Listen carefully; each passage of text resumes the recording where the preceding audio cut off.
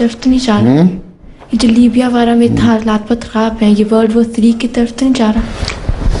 World war 3 की तरफ नहीं जा रहा? मैंने कल क्या कहा था? सीधे जा रहा है, और क्या जा रहा है? ये सारी जो बेल्ट है, सीरिया, जो पुराना सीरिया था, वो सिर्फ सीरिया शाम वही नहीं था, बल्कि इसमें कुछ और जॉर्डन का हिस्सा भी था, फ़लस्तीन का हिस्सा भी था, कुछ दूसरा हिस्सा भी था। ये तो खैर अफ्रीका में है दोनों,